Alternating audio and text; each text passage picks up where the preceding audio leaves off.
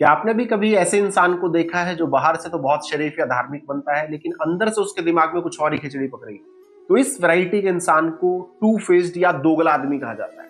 लेकिन आज से 5000 साल पहले ही भगवान श्री कृष्ण ने इसके लिए मिथ्याचारी यानी कि पाखंडी शब्द का इस्तेमाल कर दिया था। तो तीसरे अध्याय के श्लोक 6 में उन लोगों के लिए भगवान श्री कृष्ण ने एक रियलिटी चेक दिया है जो सिर्फ और सिर्फ दिखावे की ही जिंदगी जी रहे हैं। लेकिन हम आगे श्लोक की तरफ बढ़े इससे पहले हमारे चैनल ज्ञान के स्वास्थ्य को सब्सक्राइब कर लीजिए। तो चलिए शुरू करते हैं अध्याय 3 का छठा श्लोक। कर्मेंद्रियाणि संयम्य यह आस्ते मनसा स्मरण इंद्रियार्थान विमूढ़ आत्मान मिथ्याचार स उच्यते।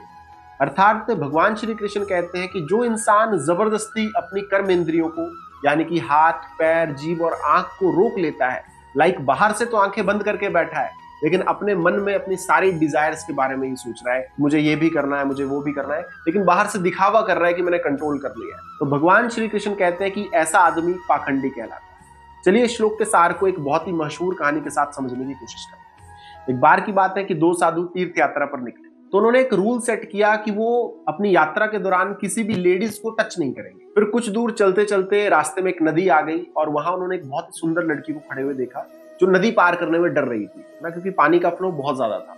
तो उसमें से एक साधु ने बिना कुछ सोचे समझे उस लड़की को कंधे पे उठाया और उसे नदी पार करा दी और कंधे से उतार के आगे चल पड़ा।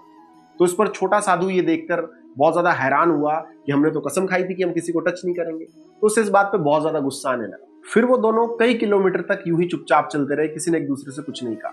लेकिन फिर छोटे साधु से रुका नहीं गया और वो बोला कि भाई यार, हमने तो कसम खाई थी कि हम किसी भी लेडीज को टच तक नहीं करेंगे, फिर भी आपने उस लड़की को अपने कंधे पे उठाया और उसे नदी पार करवाई, यानी कि आपने हमारा रूल तोड़ दिया। तो इस पर बड़े साधु ने बड़ा प्यारा उत्तर दिया कि भाई यार, मैंने तो उस लड़की को नदी के किनारे पर ही उतार दिया था, लेकिन तुम अभी तक उसको अपने दिमाग में ढो रहे हो।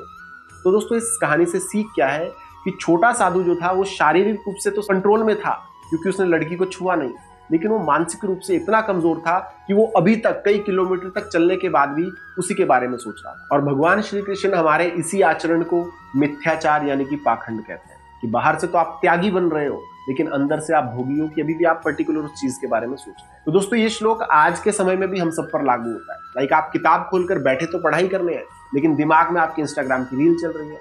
तो आप भी पढ़ाई नहीं, आप सिर्फ पढ़ाई का ढोंग ही कर रहे हैं।